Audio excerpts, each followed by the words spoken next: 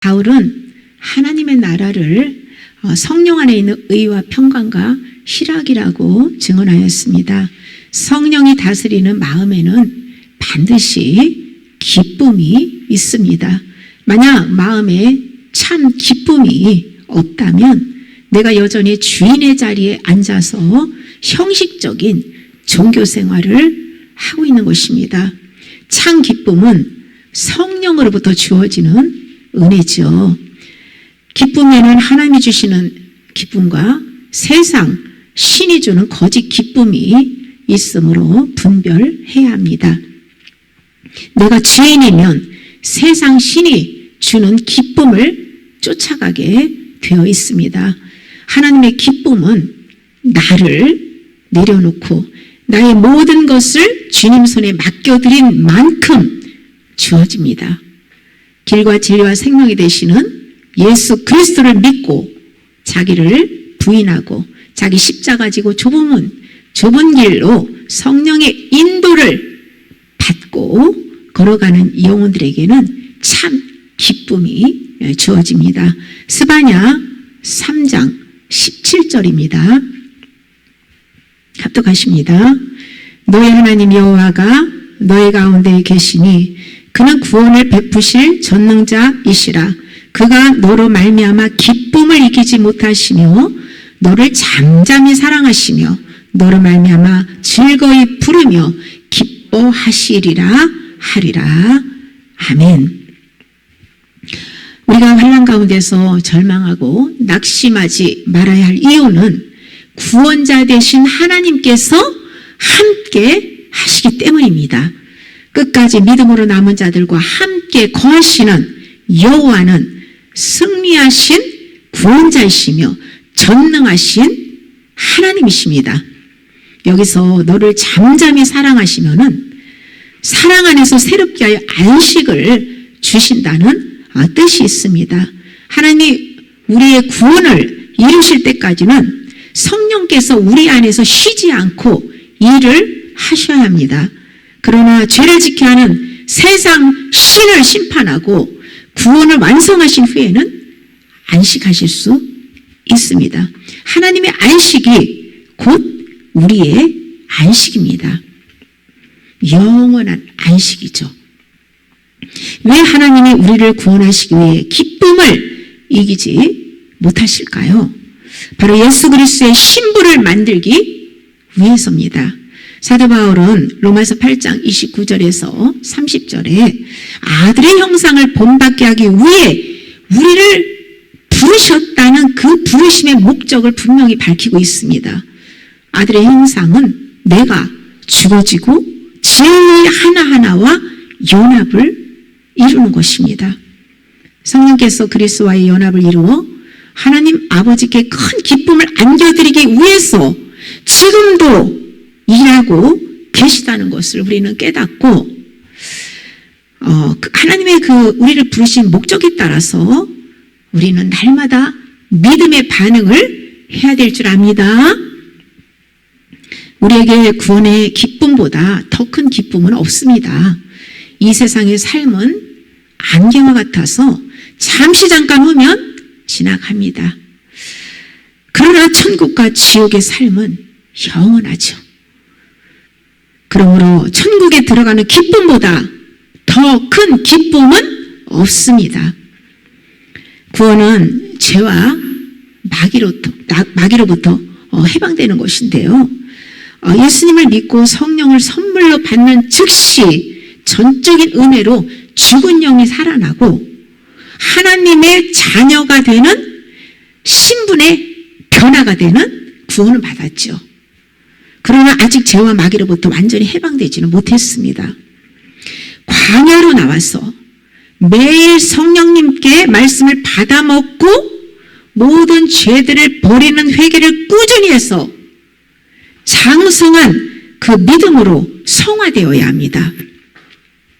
그런데 예수님을 믿는 사람들이 하나님으로부터 오는 기쁨보다 세상 신이 주는 기쁨을 더 좋아하고 여기가 좋사오니 하고 벗어나지 못하는 것이 문제예요.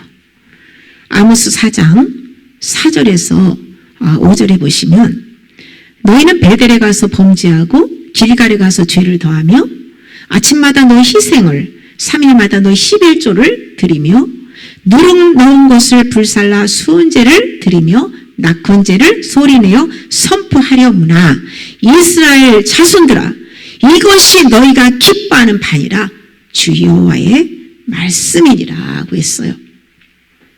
여기서 베델은 야곱이 돌 기둥을 세우고 출애굽을 해서 광야로 가서 외삼촌 라반에게 그 집에 가서 20년 동안 그 연단을 받고 돌아오면서 그 우상을 다 버리고 제단을 쌓은 곳입니다. 길갈은 이스라엘 백성이 가나안 땅에 입성한 첫 지점으로서 할례산에서 할례를 행하고 유월절을 지킨 곳이에요. 이렇게 구별된 이 장소가 아모스 당시에는 우상 숭배의 중심지가 되었다는 거예요. 이스라엘 백성은 우상 숭배를 하면서도 하나님께 매일 희생 제사를 드리고 3일마다 11조를 드리는 열심을 보였습니다. 이런 모습은 현재 우리 교회가 세상을 사랑하는 마음을 내려놓지 않고 금지된 정욕을 갈망하며 반복적인 죄를 회개하지 않는 가운데에서 열심히 교회 다니고 헌신하고 11조와 각종 감사 예물을 드리고 찬송과 기도와 말씀을 읽는 것으로만 기뻐하는 것을 보여주는 거예요. 이것은 한 입으로 찬송과 저주를 쏟아내는 두 마음을 보여주고 재물과 하나님을 겸하여 섬기는 모습을 보여줍니다. 하나님께서 구하시는 제사는 상한 심령입니다. 하나님은 상하고 통회하는 마음을 기뻐하시는데 백성들은 세상 사랑하는 마음을 내려놓지 않고 형식적인 예배만을 기뻐했다는 거예요. 하나님도 섬기고 죄도 짓고 교회가 점점 타락한 길로 가는 이유가 호세아 5장 4절에 음란한 마음이 그 속에 있어 여호와를 알지 못하기 때문이라고 증언하고 있습니다. 세상을 사랑하는 음란한 마음을 품고 살 때에 귀신이 하나님께로 돌아가지 못하도록 쇠사슬로 발목을 묶어버립니다. 사도 요한은 세상 사랑하는 그 그리스도인들을 향해서 간음하는 여자들이라고 말씀하고 있어요. 하나님께서는 예수님을 믿는 사람들이 세상 신이 주는 것들을 좋아하고 탐심이라는 우상숭배를 그렇게 하는 것을 귀신하고 간음하고 놀아나는 것으로 보신다는 것이에요. 하나님의 백성이 두 마음을 가지고 하나님과 재물을 겸하여 섬기면서 세상 허무한 것들을 증거하고 기뻐한다고 지적하고 있습니다. 하나님으로부터 참 기쁨을 누리기 위해서 우리는 먼저 회개해야 됩니다. 죄를 끊어내는 금식을 통해서 마음을 찢는 회개를 하고 하나님께로 돌아가야 합니다.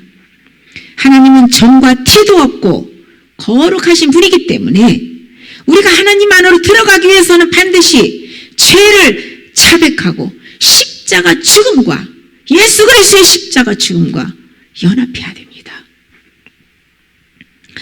죄가 있는 곳에는 마귀가 역사함으로써 하나님의 기쁨을 누릴 수가 없습니다.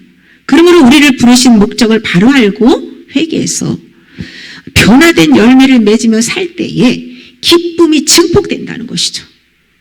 죄를 회개한 만큼 믿음이 자라고 기쁨이 증가되는 것이에요. 예수 그리스도가 우리의 힘이고 기쁨입니다. 하나님이 기뻐하는 것이 곧 나의 기쁨입니다.